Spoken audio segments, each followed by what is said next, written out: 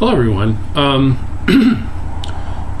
It's now the end of Shabbos, and I turn on my computer, and I have a bazillion, and I'm exaggerating, of course, it's really more like a gazillion, emails in regard to my second video.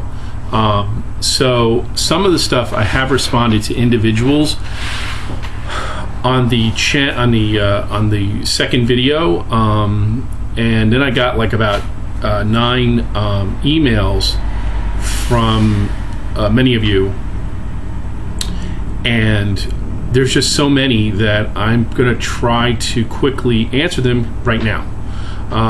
So if I mispronounce your channel name, I apologize. This one fellow, Charharvey1, he says, "Hi, I really appreciate putting these videos on YouTube. I'm interested in knowing the following things.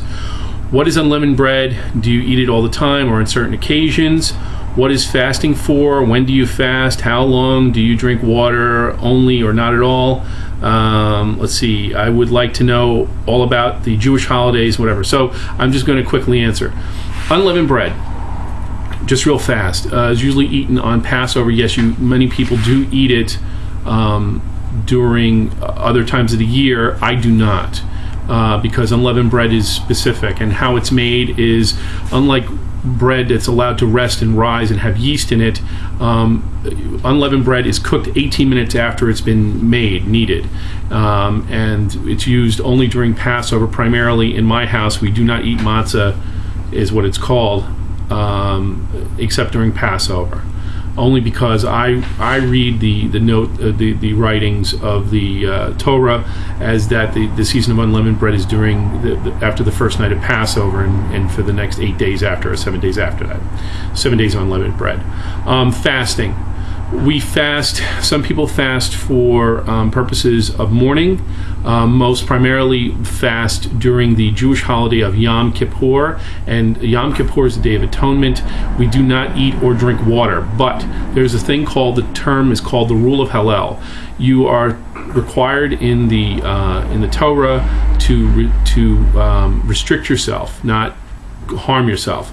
So if you are a child under the age of 14 years old, a woman who's either breastfeeding or pregnant or have any kind of medical problems, you are not allowed to fast.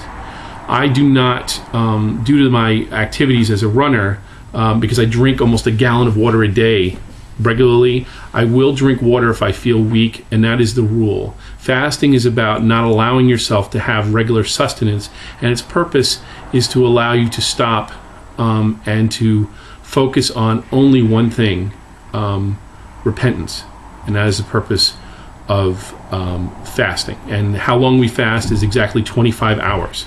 It goes from sundown to sundown, just like Shabbos is 25 hours long. All right, so I hope I was helpful to hear that. I'm just going to go through these real quick. Awake and Dangerous, Dan, how are you doing? Love all your videos and would like to see you on an active video and see those puppies again. Let me just see what he said. Sorry, guys. Do Jews believe in end-time prophecy, and does it believe it to be fulfilled in the first coming of? Is the first coming of the Messiah imminent? There is a belief amongst Jews. Jews do not normally give prophecy, because there's under chapter 13 of Deuteronomy, if a person makes a wrong prediction, they're stoned to death. Rocks being hurled, not this stuff. Okay, so yes, we do believe in certain things. I personally believe, and I'm only speaking for myself, I believe in the story of Hosea. Please read the book of Hosea. It's only a couple of chapters. It talks about the breaking of the tribes of Israel into the northern tribes, which is the tribe of Israel and the tribe of Judah, where we get the name Jew. The belief is that the lost tribes of Israel, which many of you may be, are supposed to return in whole, and that's when the Messiah is supposed to come. I can go into more detail if you like, but that's the reason. Yes, we believe in a Messiah coming, and that Messiah would have to bring 2 things to happen: universal peace and the rebuilding of the temple, and everybody obeying God. We'll see what that happens. So, Awake and Dangerous, that's your answer. I'm going through this as quickly as I can. Let's see. Flipping through these. Okay. A gentleman named Aldeben K5III or 3. I'm sorry if I mispronounced that. Has 3 questions. 1, what are your thoughts on the Bible code?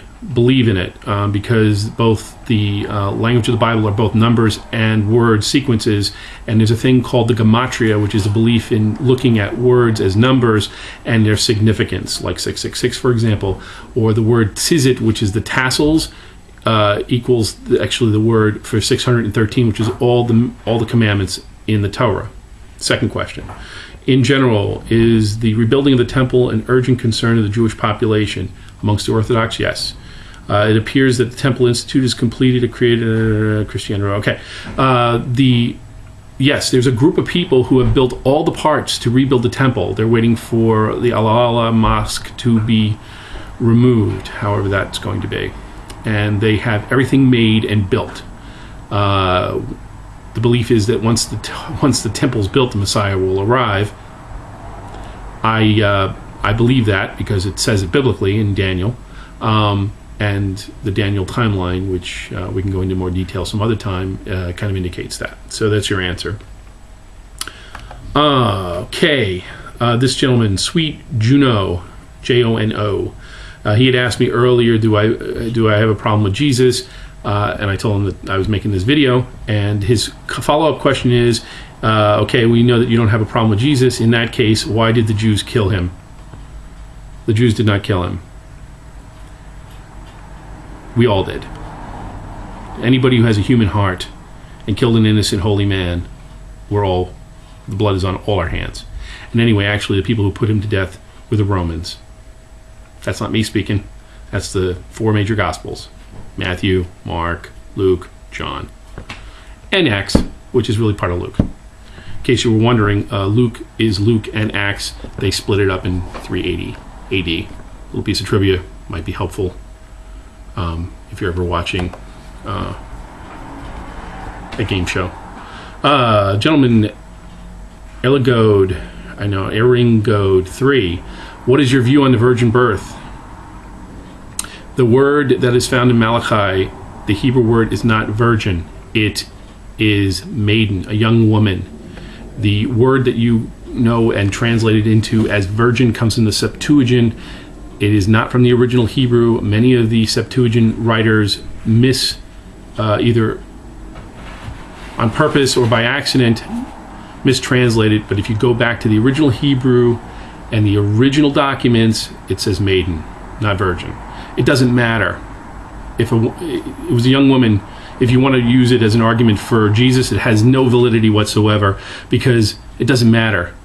You know, if he was a great man, there's been no case of virgin birth ever before or during or after. Ultimately, it does not bear any weight into the importance of Jesus or Yeshua as being important. That's my view. I personally don't care. But the word that is used in Malachi is maiden. All right, here's the last question. That was no question. Okay, so then that's it. Thank you, everyone. This was. I hope this was helpful. And wow, what a response! I'm hoping to do another video on Friday, and I'm going to start working on my economic videos very shortly because I think they're more eminent. And we will be heading up Wednesday to the homestead, so you're going to check out a lot of stuff. And we'll probably. I'm probably going to do. My video, I promised one of the subscribers to do it on the mezuzah and what's the significance of that. All right. Well, thank you very much. That was quite a response. Peace, folks.